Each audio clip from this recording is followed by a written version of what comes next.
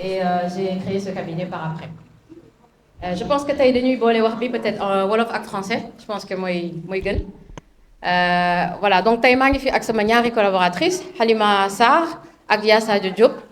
Je vais juste faire le mot d'introduction après ma bàyyi leen ñoom ñu dérouler waxtaan bi si wàllu alimentation ci weeru koor bi. Donc juste pour jox leen benn présentation rapide de cabinet bi on est une petite équipe et suñu rôle suñu mission c'est vraiment d'accompagner les populations à mieux manger, meilleure alimentation. Donc il faut que je me toque, hein, il m'avait dit. Une meilleure alimentation, une meilleure nutrition, un meilleur mode de vie surtout. Parce que une bonne partie de nos problèmes aujourd'hui, de nos maladies, viennent de notre alimentation. Donc au Sénégal, on est un pays où on pense qu'on mange très bien, parce qu'on a une cuisine qui est très réputée à travers le monde. Mais il y a beaucoup de choses à dire. Mais ça veut dire que Bunko Wulbete aussi, on a le potentiel pour très très bien manger. Il suffit juste que nous défarat yenn éléments. Donc lolo ñu tax a jóg en fait en tant que cabinet, en tant que structure, waxtaan ak nit ñi accompagner leen. Il y a beaucoup de femmes majoritairement ñooy suñu clientes yi qui viennent nous voir pour perdre du poids. Mais d'autres personnes viennent nous voir parce que dañu am ay pathologies comme diabète, hypertension, il y a des personnes qui ont fait des AVC, il y a des personnes âgées qui n'arrivent plus à se nourrir correctement. Il y a des enfants aussi yu am yenn problématiques soit d'obésité soit d'autres maladies. Donc ñooñu ñëpp dañ leen di defal benn protocole boo xamante ne c'est pour les aider à mieux manger. Donc on a 3 activités globalement dans le cabinet. On fait l'accompagnement à la nutrition et à la santé de format coaching.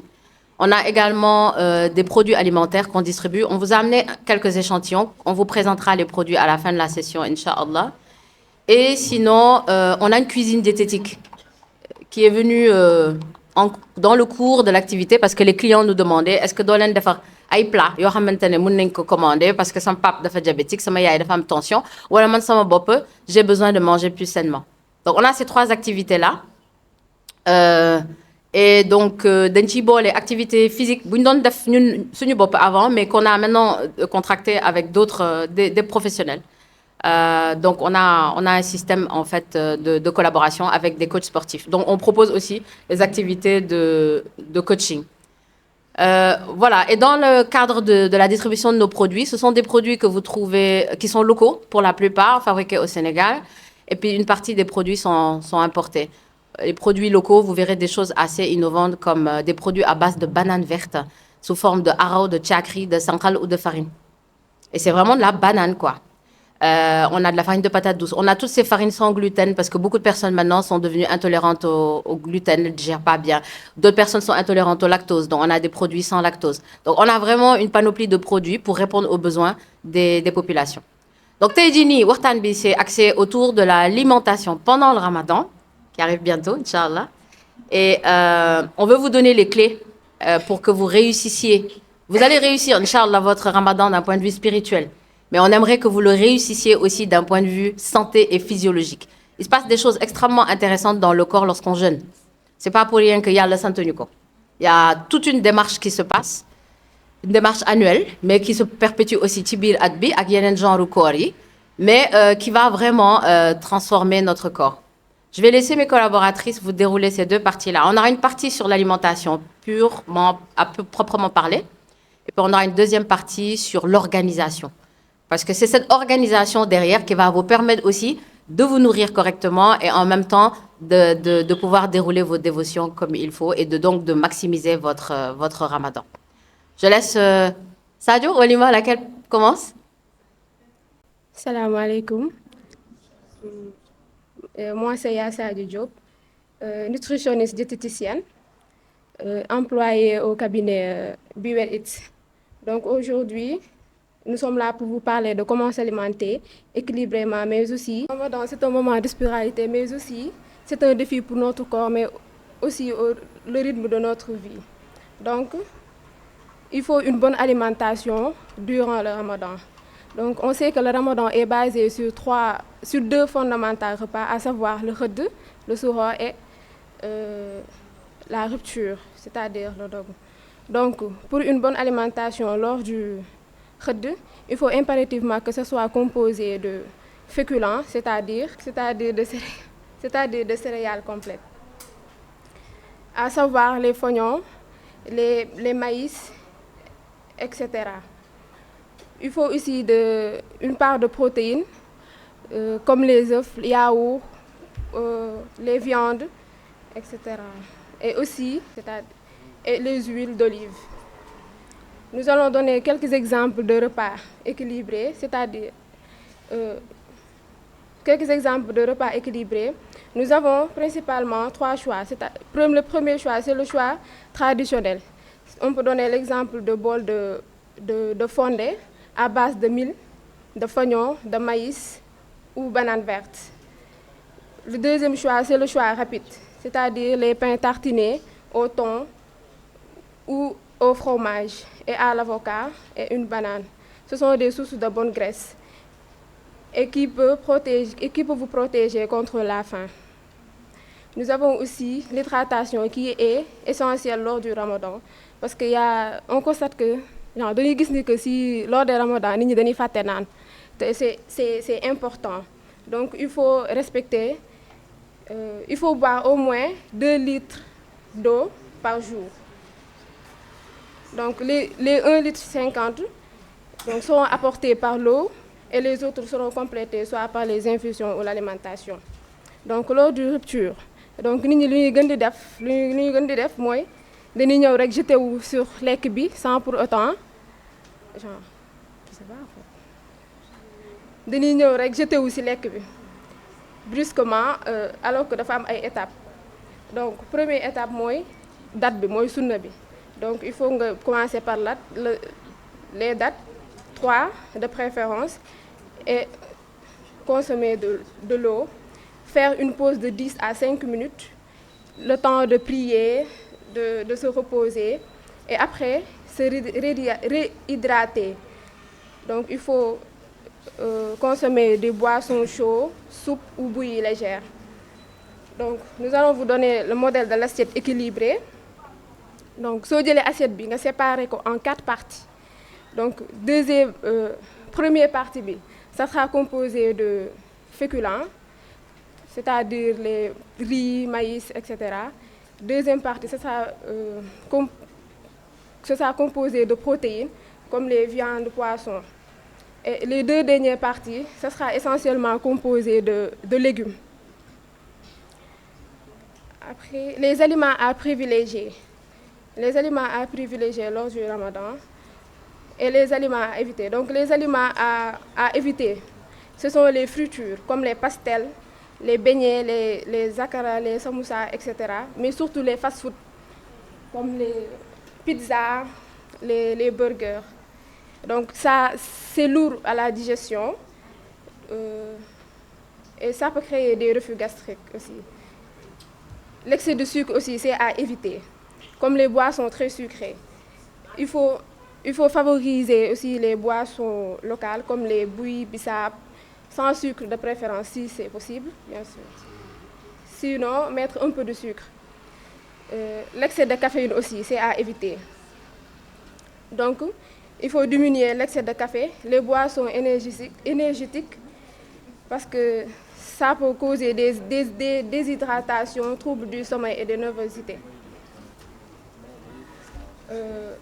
Des clés pour éviter la fatigue, les maux de tête durant le ramadan. Donc, il faut diminuer l'utilisation du sel, éviter les bouillons. Donc, dès le matin, lors du khadj, il faut éviter les aliments trop salés. Ça peut provoquer des déshydratations et des migraines dès 14 heures aussi. L'eau, il faut boire l'eau, comme je l'ai dit tantôt, respecter les prescriptions. Il faut aussi faire des micro-siestes de 10 à 15 minutes. Merci.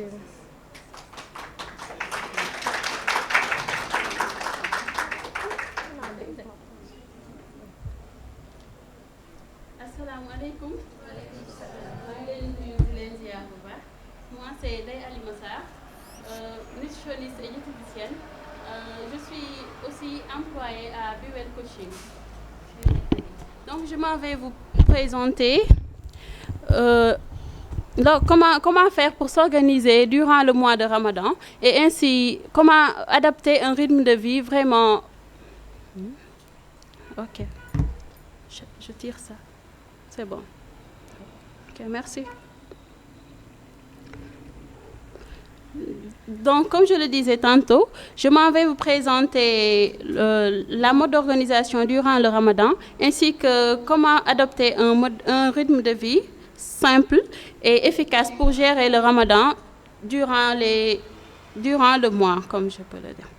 Donc, pour l'organisation, on commence d'abord par le meal pips, c'est-à-dire pour s'organiser dans la cuisine, il faut d'abord gérer ça durant le week-end. C'est-à-dire il faut préparer plusieurs plats durant le week-end. Sinon, préparer tous les protéines, par exemple, les poulets lavés et congelés, marinés, autant pour moi, et congelés. Pour les viandes aussi, il faut faire pareil, de même que pour le poisson, parce qu'on constate que ce sont les choses les plus difficiles à préparer. Donc, si on voit que c'est prêt, on est plus motivé à faire le reste. Donc, c'est ça. Et pour les légumes aussi, il faut tout laver à l'avance, par exemple durant le week-end. Et il faut tout laver, découper ce qu'il faut découper et mettre au frigo. Donc, ça facilite lors de la cuisine. Et ça permet de passer moins de temps en cuisine. Voilà. Et pour le deuxième point, il y a la règle de l'eau. Il faut garder une bouteille d'eau. Par exemple, 1,5 litre, on met ça à côté après la rupture du jeûne. Ça nous facilite le fait de boire. Parce que quand l'eau est prête, on prend et on boit à chaque fois. Et alors que quand c'est à la cuisine, par exemple, on a du mal à bouger à chaque fois pour aller boire et revenir. Donc, c'est un moyen pour boire plus d'eau durant le mois de Ramadan. Il y a aussi le point essentiel, qui est le sport. C'est important durant le Ramadan. Il faut bouger, faire une marche légère ou une activité physique douce. Par exemple, il y a le yoga. On peut faire 30 minutes par jour à 1 heure de temps, juste avant la rupture ou 2 heures après le repas. Il ne faut pas faire le sport juste après la rupture du jeûne. Il faut prendre un peu de temps pour le faire, car manger et aller brusquement faire du sport, ça peut créer des problèmes de santé. Il y a aussi le fait de changer de perspective. Tout ça, c'est dans l'organisation. Durant le Ramadan, ce n'est pas un mois pour faire plus. Ce n'est pas un mois pour multiplier les invitations. Ce n'est pas un mois également pour dormir, par exemple, 4 heures de temps. Comme le font certains tchamen et autres, ils passent leur temps à dormir durant le Ramadan. Ils ne font aucune activité. Et ça aussi, c'est à éviter. Donc c'est un mois pour ralentir intelligemment et prioriser et protéger son énergie. Le Ramadan permet de protéger son énergie. Et j'ai une question à vous poser. Qu'est-ce qui mérite réellement son énergie durant le Ramadan? À vous, chers messieurs et dames. Qu'est-ce qui mérite son énergie durant le mois de Ramadan? À quoi devrait-on consacrer son temps pendant le mois de Ramadan? Oui. Oui. Faire des doigts, prier, et quoi d'autre? Oui, la méditation. Allez-y. Oui. Oui. Oui, c'est du sport. Oui. Voilà. Donc, c'est ça. Merci pour vos interventions.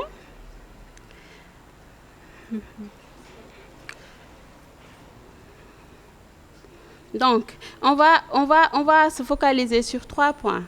Par exemple, après le Fajr, l'esprit est souvent plus clair et c'est le moment idéal pour les tâches importantes.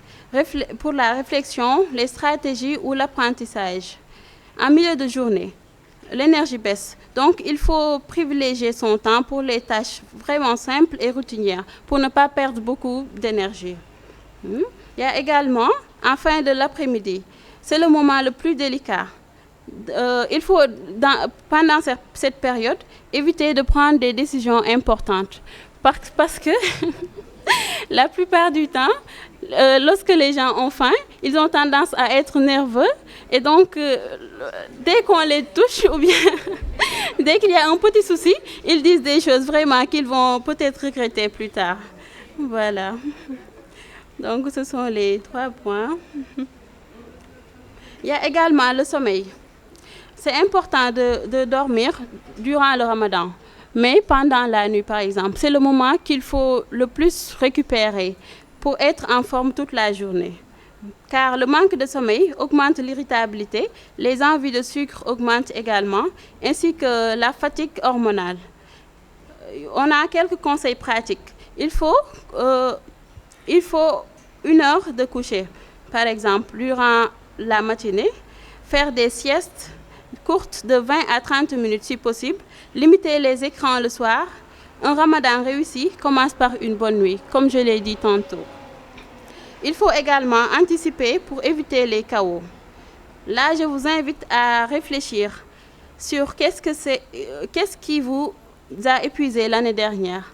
Par exemple, qu'est-ce que vous avez constaté que vous avez fait l'année passée et qui vous a vraiment épuisé? C'est une question. Est-ce que vous avez des réponses? Quelque chose, comment? La cuisine. La cuisine. Oui, comment?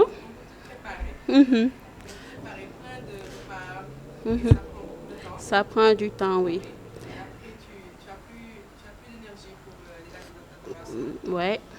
Oui, surtout les femmes. On a tendance à prendre beaucoup de temps dans la cuisine et après, on n'a pas le temps de prier. Oui. Pour répondre à sa question, ce qui puise le plus d'énergie, je pense que c'est la cuisine pour les femmes. Car on a tendance à vouloir préparer plein de choses, à tout préparer, tout ce qui nous passe par la tête. Et ça prend beaucoup d'énergie. Et à la fin, on est fatigué. Ouais. C'est exactement ça, surtout la cuisine pour les femmes. Et pour les hommes, c'est quoi? C'est oui, c'est ça. C'est le sommeil. On peut dire que c'est le sommeil. Ou bien ah oui, le café et tout. Voilà. Il y a aussi le fait d'anticiper. Il faut anticiper ces activités pour éviter le chaos. Ok. Comment faire? Il faut planifier ses menus à l'avance. Donc, il faut préparer un menu pour le mois ou bien un menu par semaine. Vous vous dites que à partir du lundi, je prépare ça jusqu'au vendredi. Vous faites un plan et vous collez ça à la cuisine. Donc, ça facilite le fait que des fois, on ne sait pas quoi cuisiner et tout. Donc, si on fait ça, ça peut permettre d'aller vite, on peut dire. Il faut aussi faire des courses hebdomadaires. Par exemple, faire des courses pour toute la semaine. Ça évite à chaque fois aller à la boutique, aller au marché, compléter des choses et tout. Il faut aussi consacrer du temps spirituel. Également, prendre du temps pour le repos. On ne réussit pas le ramadan par hasard, on le prépare. Il faut aussi simplifier les choses. La surcharge vient souvent des repas trop élaborés, du perfectionnisme, de la pression sociale. Ici, il faut appliquer la règle des 3 priorités par jour. Quelles sont ces 3 priorités? On a la priorité spirituelle, la priorité professionnelle et une priorité personnelle ou santé. Voilà. Le reste est vraiment secondaire. Donc, il y a ces 3 points qu'il faut privilégier. Merci. Il faut également gérer la pression sociale. Comment gérer la pression sociale? Il faut apprendre à dire non lorsque c'est nécessaire. Par exemple, lorsqu'on vous demande de faire quelque chose et que vous n'êtes pas prêt à faire, faut pas avoir peur de dire non. Voilà. Également, il faut limiter les invitations en semaine. Il faut consacrer plus de temps pour se reposer. Donc, il y a également préserver son énergie pour les 10 dernières nuits. Par exemple, on dit que les 10 dernières nuits sont les plus importantes durant le mois de Ramadan. Donc, il faut en profiter pour faire les doigts dont vous avez parlé tout à l'heure et faire des prières et tout. Il faut en profiter car c'est un moment vraiment crucial pendant le Ramadan. Donc, c'est tout ce qu'on avait à exposer. En conclusion, on peut dire que il faut pour le Ramadan, pour réussir son Ramadan, il faut manger local, il faut manger complet au suhour et ne pas brusquer son corps à la rupture. Ce sont les 3 points essentiels qu'on vient de résumer. Voilà. Et le Ramadan, c'est un moyen de purifier l'âme. L'alimentation doit soutenir cette purification. L'organisation également doit protéger cette énergie et vos choix quotidiens doivent également refléter vos intentions. Il faut préparer votre mois de Ramadan avec conscience. Vivez-le avec équilibre et sortez-en transformés. C'est un moyen de changer ses habitudes et poursuivre ça après le Ramadan. Mon mot de la fin, votre corps, c'est votre outil de travail et votre temple. Prenez-en soin pour vivre le mois avec sérénité et énergie. Merci à tous pour votre aimable attention. Merci. Vous avez le tiakri de banane dont je vous ai parlé. Donc c'est de la farine de banane en verte qu'on a avant et qu'on a fait sécher donc en format tiakri. Moi je suis pas très fan des nyamso, mais ça c'est vraiment différent. Ouais, c'est très bon. Là vous avez du couscous de maïs. Ça c'est pour changer du couscous à base de blé qu'on connaît habituellement. Vous avez de la poudre de oud, ça tout le monde connaît. Le fruit du baobab c'est un excellent revitalisant. En fait, vous pourriez vous passer de multivitamines à prendre tous les matins si vous preniez du bouilli tous les jours. Tout ce qu'on a dans les multivitamines, quasiment, on l'a dans le bouilli, essentiellement du calcium, notamment pour les femmes. Essoufflés, vous avez dit, pour reprendre vos mots, et qui vont avoir du mal pour les tarawih ou qui vont avoir du mal à se relever plus tard. Ça tient essentiellement à ce qu'ils ont mangé. En général, le corps, quand il digère, il ne peut pas faire autre chose. Vous regardez quand vous avez mangé un bon mafé ou bien un bon dahi, avec tout ce qu'il faut. On vous parle, vous ne pouvez même pas réfléchir après. Le cerveau ne peut pas fonctionner correctement. Toute l'énergie du corps est orientée vers la digestion. Donc c'est exactement ça. C'est peut-être des gens qui ont mangé quelque chose de très, j'allais dire même de trop calorique.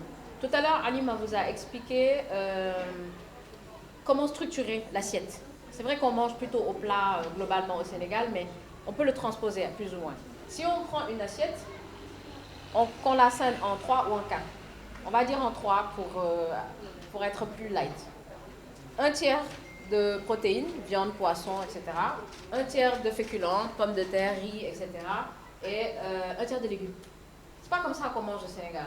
Au Sénégal, toute l'assiette, c'est du riz déjà. Ensuite, on va prendre un peu de ndawal, poulet, un peu de viande. Les légumes, c'est vraiment accessoire. C'est d'abord pour la décoration. C'est ce mode de légumes, c'est plat de fait 8.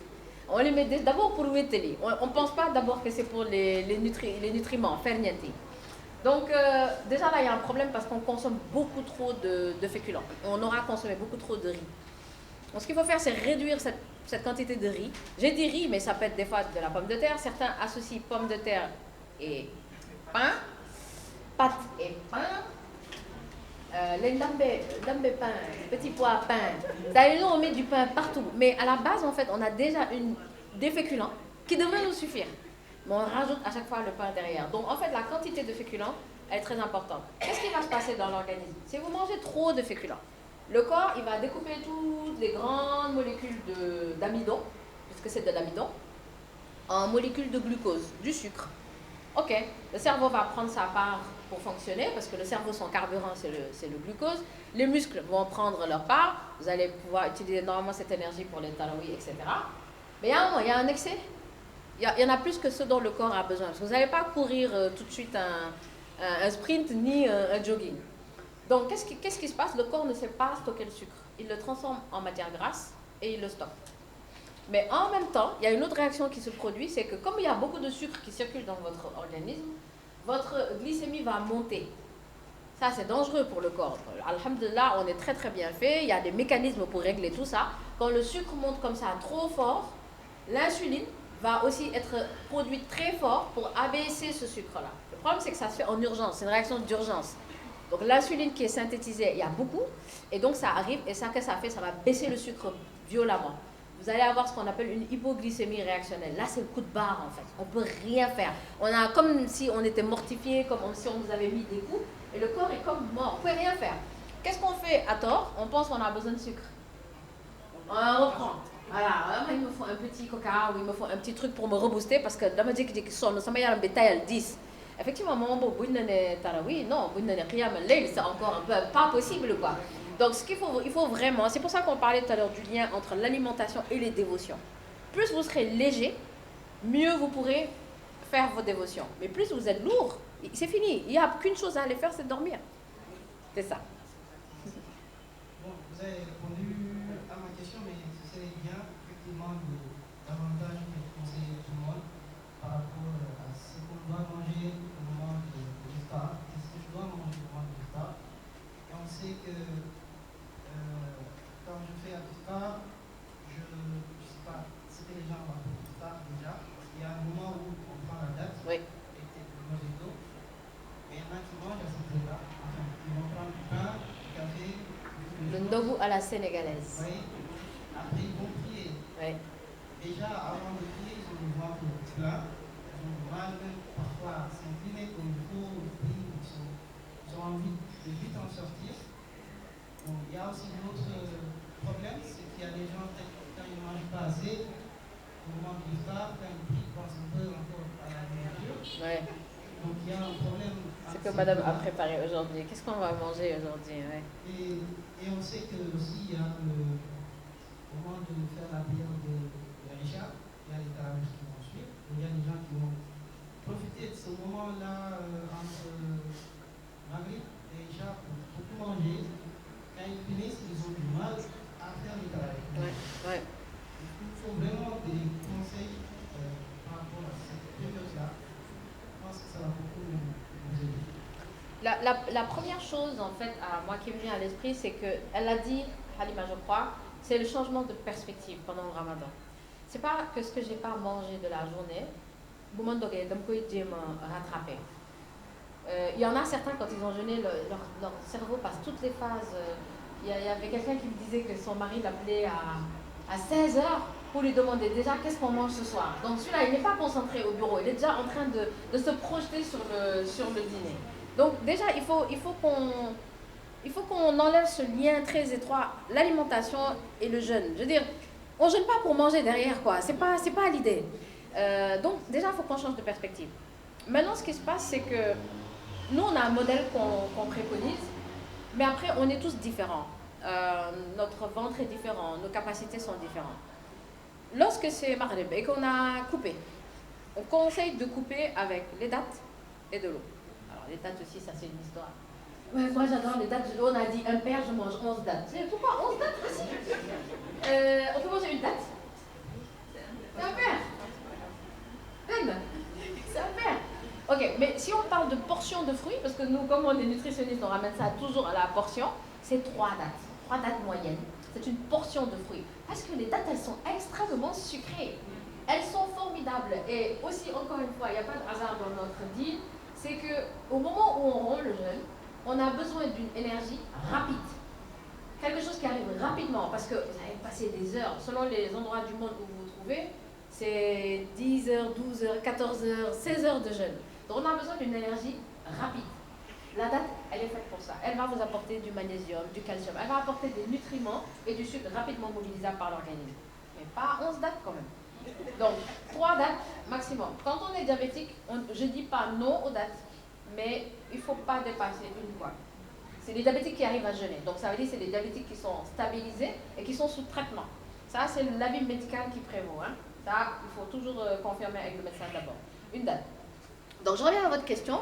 J'ai pris les dates, j'ai pris l'eau. Elle a donné les étapes tout à l'heure. C'était d'abord la rupture. Donc on la marque par des dates et de l'eau. Si vous buvez un grand verre d'eau comme ça à ce moment-là, il n'y aura plus de place pour grand chose après. Donc prenez un peu d'eau. Moi, je prends par exemple l'équivalent de ben casse ataï ou deux, pas plus, juste pour la rupture. Ensuite, faites une petite pause. C'est le temps d'aller prier. Parce que cette heure-là aussi, elle est courte. Si vous voulez prendre le temps, il y en a qui coupent, qui veulent manger tout de suite. Je pense que vous allez tellement passer du temps à manger que l'heure de la prière va être trop décalée. Exactement. Donc, vous coupez, vous prenez l'eau et les dattes, allez prier. Le temps de faire votre prière, il y en a pour 5 à 10 minutes. Okay? Quand vous revenez maintenant, ce qu'il faut privilégier, c'est la réhydratation. Mais à l'intérieur de notre corps, on a une température 37, 38 degrés. Si vous prenez quelque chose de froid, le corps va devoir le ramener à cette température. Donc, autant prendre une boisson chaude, tiède, chaude. Ça peut être, il y a des cultures où on prend une bouillie, par exemple un fondé mais très très très léger, ou bien un rouillis très très très léger. Ça peut être aussi une boisson chaude. Là, vous pouvez prendre, je ne conseille pas le café non plus à cette heure-là, parce que vous n'avez rien mangé de la journée. Plutôt une boisson comme une infusion. Il y a de la chicorée aussi. C'est un produit qui ressemble au café, mais qui n'est pas du café. Ce sont des plantes, vous trouvez ça un peu au supermarché. Ça peut être du lait, hein, pour ceux qui le tolèrent, etc. Une boisson chaude ou une bouillie très légère. Ça peut être aussi une soupe, un potage, mais quelque chose de très léger. L'avantage du potage aussi, c'est que c'est d'abord beaucoup d'eau, essentiellement, avec des nutriments, donc les fibres, etc., les vitamines et minéraux qui viennent des légumes. Un dose de sucre. Hein? Un dose de sucre aussi, à ce moment-là, on met beaucoup de sucre. Si on peut, on ne met pas de sucre. Vous avez déjà eu le sucre des dattes. Ça y est, vous n'allez pas faire d'hypoglycémie. Maintenant, il y a des gens qui ne peuvent pas encore passer au zéro sucre. S'ils ne peuvent pas, ils prennent un peu, mais vraiment très peu. Le but, c'est pas vraiment de faire un sirop, quoi. Donc vraiment un carré de sucre, 2 maximum, dépendamment aussi de la taille de ce qu'on est en train de consommer. Okay. Une fois que ça c'est fait, maintenant, vous allez pouvoir dîner. Là, il y a 2 écoles. Donc, il y a le fameux ndogo à la sénégalaise. Pain, il y a des viennoiseries, il y a des charcuteries, du fromage, il y a des pizzas, enfin il y a tout quoi. Parce qu'à ce moment-là, on a faim. Il y a des gâteaux aussi. Voilà. Vous êtes adepte de ce ndogo-là, on dirait. Hein? Ok. Donc quand on a tout ça, en fait, à ce moment-là, on a faim. C'est juste à la rupture, on a de l'appétit, on peut manger énormément. Le problème, c'est qu'après, on veut remanger le dîner. Donc ça fait 2 repas dans un espace qui est très court, c'est un surplus de calories. Il y a des gens qui sortent du ramadan avec des kilos en plus. C'est un peu impressionnant, mais c'est tout à fait possible.